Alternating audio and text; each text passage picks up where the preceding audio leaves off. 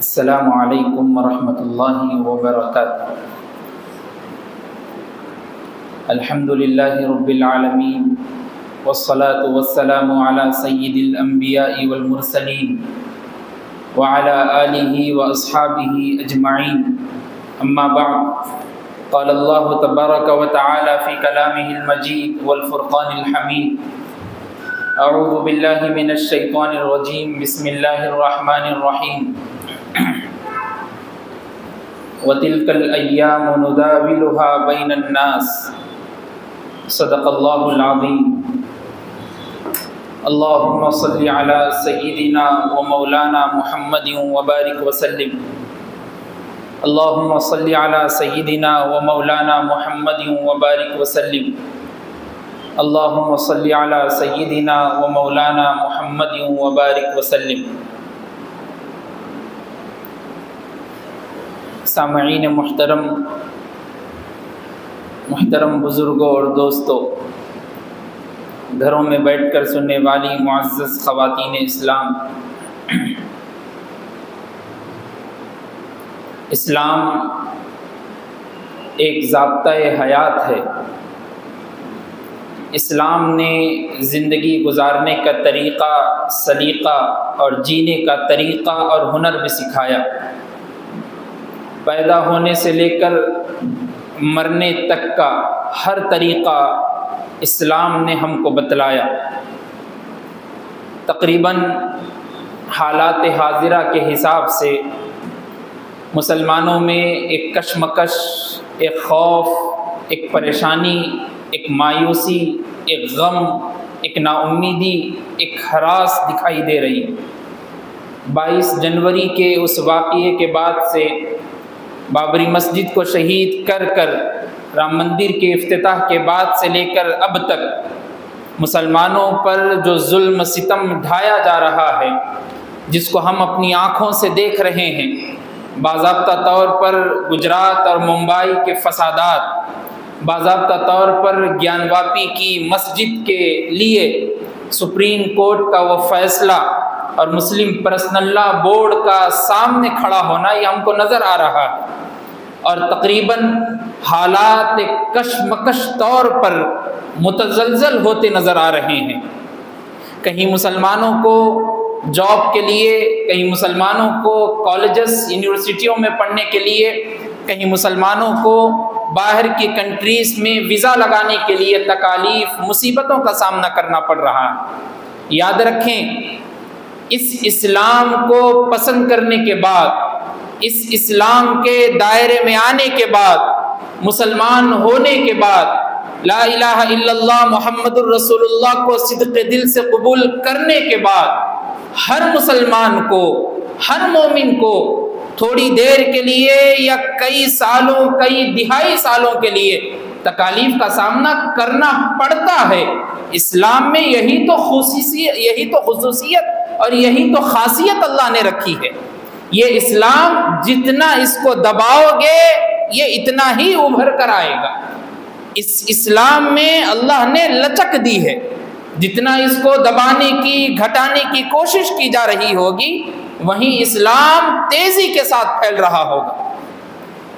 کئی واقعات میگزین اور کئی اخبارات میں یہ شائع بھی ہوا۔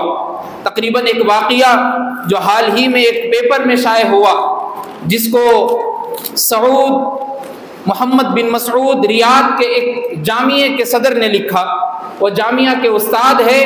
انہوں نے لکھا کہ ایک مرتبہ میں کئی سالوں پہلے امریکہ اور یورپ میں ہونے والی لڑائی کے درمیان، جب وہاں امریکہ کے فوجی سعودی عربیہ میں آ کر ٹھہرے اور رکے ہوئے تھے، اس وقت میں ان لوگوں کو جمع کر کے اسلام کی باتیں ان کو بتانے کے لیے گیا تھا۔ اور جب میں اس جگہ پر پہنچا اور پہنچ کر اسلام کی باتیں اور متعارف اسلام کو کیا گیا، تو اس میں سے ایک فوجی، امریکہ کا فوجی لیڈر کھڑا ہوا اور کھڑا ہو کر کہنے لگا کہ حضرت، میں آپ کے اسلام کو قبول کرنے کے لیے تیار ہوں۔ تو اس سے پوچھا گیا کہ تم نے اسلام میں کیا ایسی چیز دیکھی؟ تو اس امریکی فوجی نے کہا، میں نے تقریباً ہر مذہب کے 10,000 کتابوں کا مطالعہ کیا، عیسائیوں کا، نصرانیوں کا، چاہے کسی بھی مذہب سے متعلق ہو، میں نے 10,000 کتابوں کا مطالعہ کیا اور تقریباً 200 سے زائد کرسچنز کی عبادت گاہوں کو گیا، لیکن آپ کی اسپیچ میں، آپ کی تقدیر میں، آپ کے بولنے میں، آپ کے بیان میں جو راحت اور سکون مجھ کو محسوس ہوا، کہیں ایسا محسوس نہیں ہوا۔ اس لیے میں خود سے کسی کے زور پر نہیں، کسی کے بلبوتے پر نہیں، کسی کے طاقت پر نہیں، میں خود دل سے یہ اسلام قبول کرنے کے لیے تیار ہوں۔ حالانکہ اس امریکی فوجی کے لیے، عیاشی کے لیے سامان ہے، شراب ہے، کباب ہے، ہر چیز میسر ہے، لیکن جس دل کو سکون چاہیے وہ سکون اسلام میں ملا اور اس نے اسلام کو قبول کیا۔ اس کے بعد تقریباً 200 یا 300 سال کے بعد اسی میگزین کی بات کو منتقل کرتے ہوئے حال ہی میں سعودی کے ایک میگزین میں لکھا ہوا ملا کہ اس وقت امریکی ایک فوجی نے اسلام قبول کیا تھا، اس کے ماننے والے 10 لاکھ سے زائد لوگوں نے تقریباً 100 سال کے بعد اس کی بات کو مانتے ہوئے اسلام قبول کیا۔ معلوم یہ ہو رہا ہے کہ اسلام کو مٹانے کی ہر جگہ کوشش کی جا رہی ہے، اس کی سازش کی جا رہی ہے، اس کو گرانے کی، اس کو منہدم کرنے کی کوشش کی جا رہی ہے، لیکن یاد رکھیں یہ اسلام جس کو اللہ تبارک و تعالی نے دنیا میں رائج اور عام کیا، حضور اکرم صلی اللہ علیہ وسلم کی محنتیں، صحابہ کرام رضوان اللہ علیہم اجمعین کی مشقتیں برداشت کرنے کے بعد یہ اسلام ہمارے گھروں تک، ہمارے دامن تک، ہماری ماں کی گودوں تک پہنچا ہے۔ اس کو مٹانے کی کوشش اگر جتنی بھی کی جائے ناکام ہو کر رہے ہیں۔ یہاں ایک بچہ اگر غیر مسلم بنا، ایک بچی اگر غیر مسلم بن گئی، کسی غیر مسلم کے ساتھ پھر رہی ہو، تو اس کو سوشل میڈیا کے ذریعے عام کیا جا رہا ہے کہ بھگوا لو ٹرپ کے ذریعے بچیاں، مسلم بچیاں غیروں کے باہوں میں باہیں ڈال کر تھیٹرز کا، پارکوں کا، گارڈنوں کا، میوزیمز کا اور ایگزیبیشنز کا دورہ کرتی ہوئی نظر آ رہی ہے۔ مسلمانوں کو بہکانے کی سازش اور کوشش کی جا رہی ہے۔ یاد رکھیں جہاں پر اسلام گھر پر موجود ہے وہاں پر قال اللہ قال رسول پڑھایا جاتا ہو، لوگوں کو سکھایا جاتا ہو، وہاں سے اسلام کو نکالا نہیں جا سکتا۔ اسلام کی طاقت اور قوت ہے۔ اللہ کے رسول علیہ الصلاۃ والسلام کے اوپر کتنی تکلیفیں لوگوں نے نہ دی۔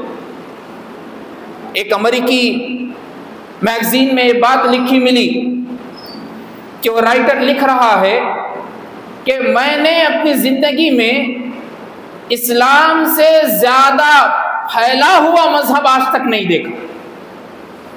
میرا دل اور میرا دماغ یہ سوچنے پر مجبور ہو گیا کہ ایک شخص مکے سے نکلتا ہے، تاجر کا ایک بیٹا ہے، حضرت عبداللہ رضی اللہ تعالیٰ تاجر تھے، ان کے بیٹے محمد رسول اللہ صلی اللہ علیہ وسلم، تاجر کا ایک بیٹا ہے، کوئی ساتھ دینے والے نہیں، کوئی پوچھنے والے نہیں، اس مکے کی ایک گلی سے نکل کر پورے عرب کے خطے کے ہر گوشے میں لا الہ الا اللہ بولنے والا ملا۔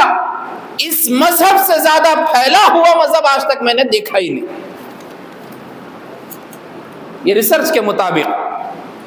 اب دوسری مثال سے آپ سمجھیں، دوسری مثال 1922 میں روس کی وہ حکومت جو تقریباً 1991 تک چلی، 70 سال کی حکومت۔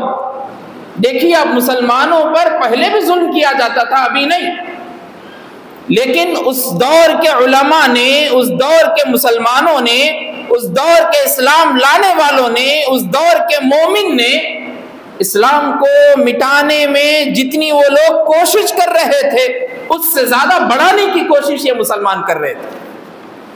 1922 سے لے کر 1991 تک 70 سال تک حکومت روس میں کی گئی۔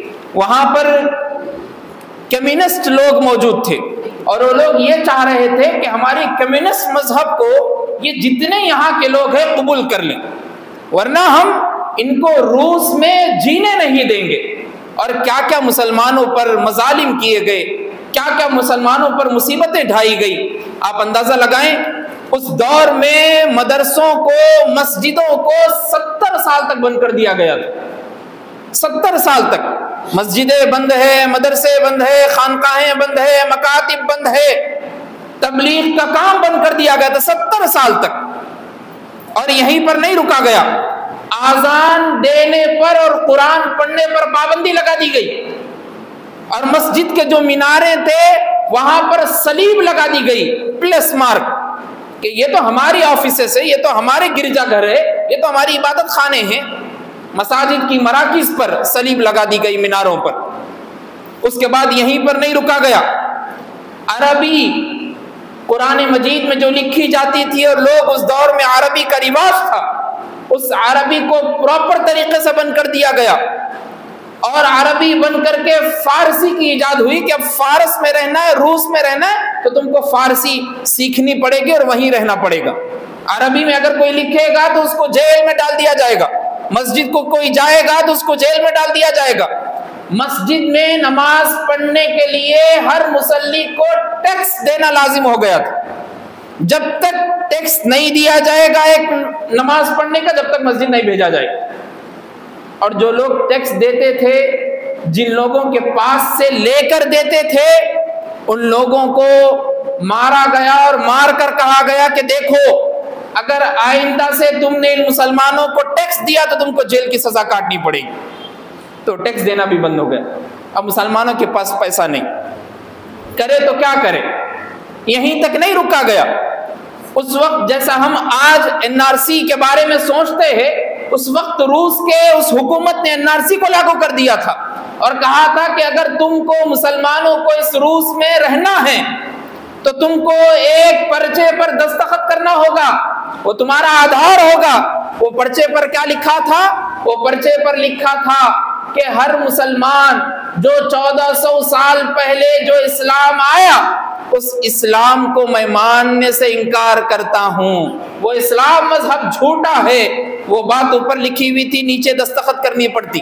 جب جا کر آپ کو روس میں رہنے کا ٹائم دیا جاتا، محل دیا جاتا، وقت دیا جاتا، اور گھر دیا جاتا، اور فیملی کے لیے بھی دیا جاتا.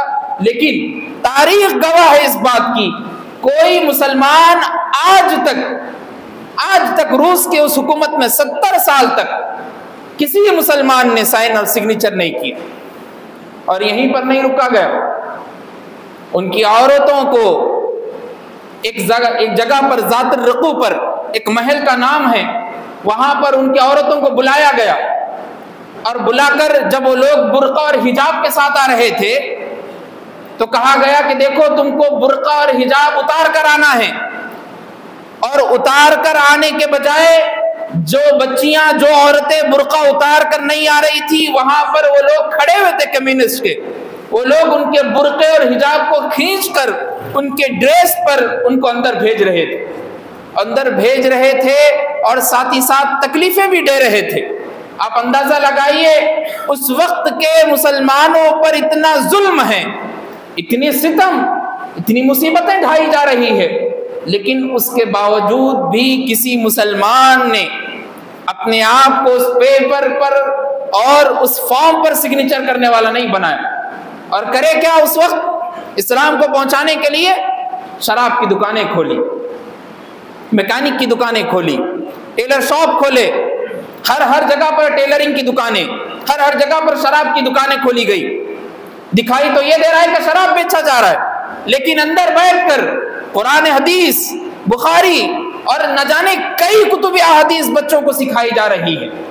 اس وقت بھی کئی علماء دین نے جب معلوم ہوا تو ان مذہب کے ماننے والے لوگوں نے تقریباً 2.5 کلومیٹر کے فاصلے پر ایک جنگل میں ان کو بلوایا، اور بلا کر پورے علماء کی صفیں باندھ دی گئی، اور باندھ کر ان سے کہا گیا کہ 5 فٹ اندر گڑھا کھودو، اور ان سے گڑھا کھدوانے لگایا گیا.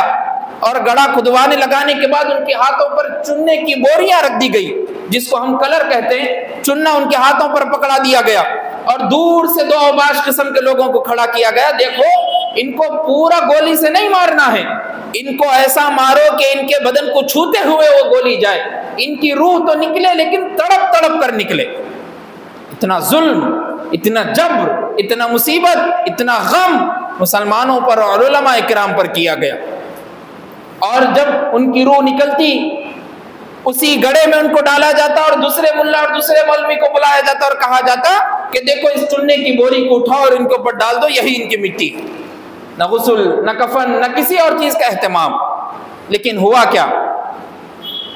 انہی تاریخ نے وَتِلْكَ الْأَيَّامُ نُدَاوِلُهَا بَيْنَ النَّاسِ، اللہ قرآن مجید میں فرماتے ہیں یہ دنوں کا بدلاؤ، آنا جانا، سورج کا نکلنا، چاند کا پھر نکلنا، یہ اللہ کی قدرت ہے۔ آج جیسے ماحول ہے کل ویسے نہیں رہیں گے، آج جس کی حکومت ہے کل اس کی نہیں رہے گی۔ یہ تو اپنے حکومت کے بلبوتے پر مسلمانوں کو ستایا اور دھمکایا جا رہا ہے، لیکن وہ لوگ بھول گئے جنہوں نے ہندوستان کو آزاد کرانے کے لیے اپنے بچوں کا، اپنی بیویوں کا، اپنی جانوں کا نذرانہ پیش کر دیا۔ اس صف میں دہلی کی جامعہ مسجد سے لے کر تقریباً لاہور کے اس سلطنت تک مسلمان عوام اور علماء کرام کی لاشیں ملی۔ ان لوگوں نے بھول گئے کہ ہندوستان کو آزاد کرانے کے لیے مسلمان سب سے زیادہ آگے اور صف اول میں تھا۔ لیکن یاد رکھیے آج جو اپنی حکومت پر نازاں ہیں، آج جو اپنی حکومت پر غرور و تکبر مبتلا ہے، کل ان کو رون دیا جائے گا۔ یہ اللہ اپنے اسلام کو کبھی گرنے نہیں دیں گے۔ اس علماء کرام کی ٹیم اور علماء کرام کی محنتوں کے ذریعے اسلام کو پھیلاؤ اور دعوت و تبلیغ کے کام کے ذریعے اسلام کو پھیلاؤ ہوتا رہے گا انشاءاللہ۔ جب تک قیامت نہیں آئے گی اسلام کو کوئی مٹانے والا نہ پیدا ہوا تھا، نہ ہوگا، کبھی نہیں ہو سکتا۔ یہ دوسری مثال ہم کو معلوم ہوئی۔ تیسری مثال جو مسلمانوں پر ظلم و ستم ڈھائے گئے، کیسا مسلمانوں پر ظلم و ستم ڈھایا جا رہا ہے۔ 1175 میں ایک حکومت شروع ہوئی 1175 میں، اور 1368 میں پوری نسل ہی ختم ہو گئی۔ 1175 میں حکومت شروع ہو رہی، 1368 میں حکومت نہیں، نسل ہی ختم ہو جا رہی۔ اتنا لمبا تقریباً 2-2.5 پوری دنیا پر حکومت ان لوگوں کی تھی اس دور میں، اور ایک آدمی پوری دنیا پر حکومت کرنے کی خواہش سے جنم لیا، اور جب وہ بڑا ہوا تو اس نے 200 شادیاں کی، جس کو دنیا آج چنگیز خان کے نام سے جانتی ہے۔ مسلمانوں پر جو ظلم و ستم جب ڈھایا گیا، علامہ جوزی رحمۃ اللہ علیہ لکھتے ہیں کہ چنگیز خان کی حکومت میں جو مسلمانوں کو مارا اور کاٹا گیا، زمین آسمان نے آج تک ایسی مصیبت کبھی مسلمانوں پر نہیں دیکھی۔ علامہ جوزی رحمۃ اللہ علیہ لکھتے کہ اس تاریخ کو لکھنے کے لیے میری ہاتھ بھی کانپ رہے ہیں۔ سروں کے ڈھیروں کو لگا کر، منبع اور مرکز بنا کر، اس کے اوپر چنگیز خان کھڑا ہو کر تلوار بھیجے میں گھسا کر کہتا تھا ہے کوئی اس چنگیز خان سے لڑنے کے لیے تو آؤ۔ 1175 سے لے کر 1368 تک حکومت۔ اب اندازہ لگائیے کتنے مسلمانوں کو کاٹا اور کتنے مسلمانوں کو مارا نہ گیا۔ چنگیز خان کی 4 اولادیں جنہوں نے مل کر اس کام کو، اس مشن کو تیار کیا۔ پہلے بیٹے کا نام جوجی خان، دوسرا بیٹا چغتائی خان، تیسرا بیٹا اکتائی خان، چوتھا بیٹا تولی خان۔ ان 4 بیٹوں نے چنگیز خان کے ساتھ اس حکومت کا منصب سنبھالے رکھا۔ لیکن آپ کو معلوم ہے جہاں پر مسلمانوں کو مارا اور کاٹا جائے گا، مسلمانوں پر ظلم و ستم کیا جائے گا، انہی لوگوں میں سے اللہ تبارک و تعالیٰ ایک اسلام کو ماننے والا پیدا کرے گا، اور وہ تاریخ کو پھر دہرائے گا اسلام کے خاطر۔ اور ہوا بھی ویسے۔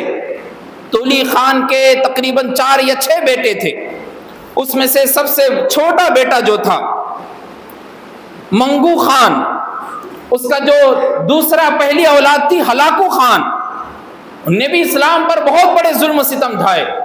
چنگو خان، اس کو شکار کا بہت بڑا شوق تھا۔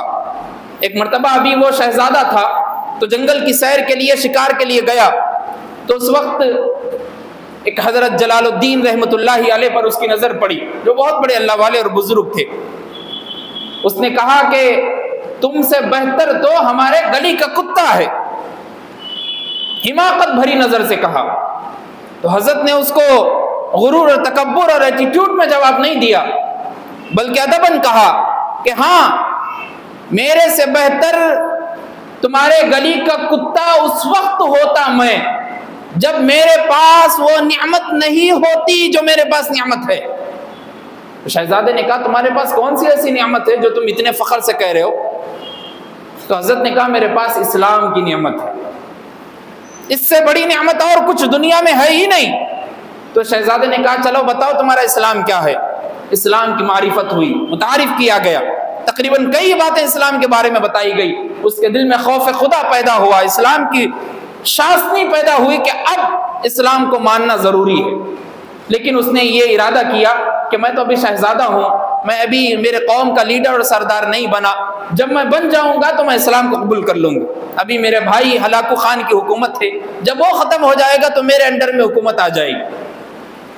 اس کے بعد کئی سالوں کے بعد حضرت نے اپنے بیٹے کو نصیحت کی کہ بیٹا دیکھو یہ پورا واقعہ ایسے ہوا، میں تو زندہ رہوں یا نہ رہوں نہ معلوم، لیکن تم زندہ رہو گے، اس لیے جب اس کی حکومت آئے گی تم جا کر اس سے ملنا اور پوری بات اس کو بتانا کہ ایسے ایسے ہوا تھا اس جنگل کے واقعے میں۔ جب اس کی حکومت ہوئی تو حضرت جلال الدین رحمۃ اللہ علیہ کے فرزند اس کے پاس پہنچے اور پہنچ کر اس سے کہا کہ میرے بابا سے تم نے یہ وعدہ اور ارادہ کیا تھا اسلام کو قبول کرنے کا۔ اس نے کہا ہاں میرے دل میں ہے، ابھی میں اسلام کو قبول کرتا ہوں۔ اور صرف اس ہلاکو خان کے بھائی چنگیز خان کے پوترے نے اسلام قبول نہیں کیا، بلکہ اس کی حکومت میں رہنے والے 10 لاکھ سے زائد لوگوں کو اس نے اسلام قبول بھی کرایا۔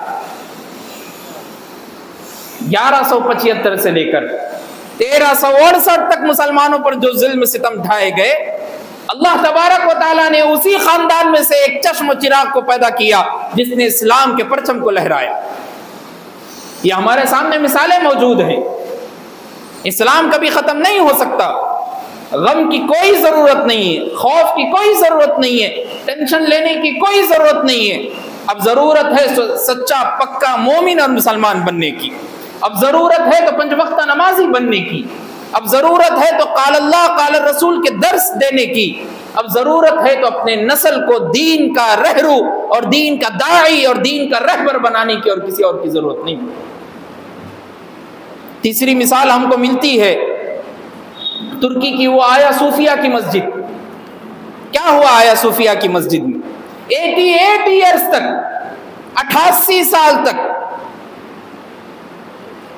وہ مسجد میوزیم بنی رہی، اور اس میوزیم میں شرابی، کبابی، زانی سب لوگ انٹر ہوتے تھے 88 ایئرز تک۔ لیکن ہوا کیا؟ اللہ تبارک و تعالیٰ نے اسی میوزیم جو پہلے مسجد تھی پھر میوزیم بنائی گئی، پھر مسجد بنا دی گئی۔ اس کعبۃ اللہ میں 360 بت رکھے ہوئے تھے، بنانے والے حضرت ابراہیم علیہ السلام، لیکن کفار و مشرکین نے 360 بت رکھ دیے۔ لیکن 360 بت رکھنے کے بعد کعبے کی تعظیم اور کعبے کی توقیر، کعبے کی عزت کو ختم نہیں کر سکے۔ وہی 360 بت کو ختم کرایا گیا، گرایا گیا۔ اب بابری مسجد میں صرف ایک بت رکھنے سے مندر نہیں بنے گی، مسجد تب بھی تھی، مسجد اب بھی ہے، مسجد پھر قائم ہو۔ مسجدوں کو گرانے کے بجائے آپ کو یہ سوچنا چاہیے کہ حکومت لوگوں کو مدافعت کس میں ہو، فائدہ کس میں ہو۔ معلوم تو ایسا ہو رہا ہے کہ 2024 کا الیکشن مذہبی نام پر ہوگا، ہندو مسلم کو بٹوارا کر کر ہوگا۔ یہ لوگوں کی پروپیگنڈا ہے، یہ لوگوں کی سوچ ہے۔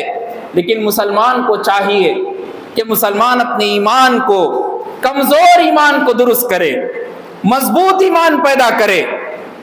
کیوں؟ اس لیے کہ بہت سارے مصیبتیں ہم پر آتی رہی، آئیں گی، قیامت تک آتے رہے گی، لیکن اسلام ختم ہونے والا نہیں ہے۔ باطل سے دبنے والے اے آسمان ہی ہم 100 بار کر چکا ہے تو امتحان ہمارا، اور 1000 بار کر، ہم تیار ہے اسلام کی خاطر قربانی کرنے کے لیے۔ ہم تیار ہیں اسلام کو بچانے کے لیے۔ ہمارے گھر سے پیدا ہونے والا ہر بچہ اسلام کی گواہی دے گا، ہر بچی پردے کی پاکباز بنے گی، ہر بچی حجاب کی پابند بنے گی۔ سیدہ زہرا کائنات رضی اللہ عنہ حضرت فاطمہ رضی اللہ عنہ کے سامنے، خاتون جنت سے سردار کے سامنے کھڑے ہونے والی بنے گی۔ یہ ہم کو فکر ہونی چاہیے، یہ ہماری روٹین ہونی چاہیے کہ ہم اپنے بچوں کو اسلام کے متعلق سمجھائے، دین کے بارے میں سمجھائے، نمازوں کی پابندی کرنے والا بنائے۔ رمضان کا مہینہ آ رہا ہے، رمضان کا مہینہ کیا ہے اس کے بارے میں سمجھائے۔ شعبان المعظم کا فضیلت والا مہینہ چل رہا ہے، اس کی پاکی اور اس میں کیسے رہنے چاہیے، اس کی فضیلت، اس کا احترام، اس کی تعظیم کیا ہے، اللہ کے رسول صلی اللہ علیہ وسلم کیا دعائیں مانگا کرتے تھے، یہ ہم کو بتانا ہے۔ یاد رکھیں، اسلام جب بھی سر بلند تھا، اسلام اب بھی سر بلند ہے، اسلام قیامت تک سر بلند رہے گا۔ اللہ نے قرآن مجید میں فرمایا وَأَنْتُمُ الْأَعْلَوْنَ إِن كُنتُم مُؤْمِنِينَ، تم ہی سر بلند رہو گے اگر تم ایمان والے رہو۔ تو ایمان والے بننا ہے۔ آپ سے ادباً گزارش ہے کہ آپ جب تک اس دھرتی پر، اس زمین پر زندہ رہیں گے، اسلام کے پرچم کو لہراتے ہوئے زندہ رہیں گے اور اپنے آنے والی نسلوں کو دین کا داعی بنائیں گے۔ اللہ آپ کو بھی اور ہم کو بھی عمل کی توفیق عطا فرمائے۔ جو حضرات سنتیں نہ پڑھے ہوں سنتیں ادا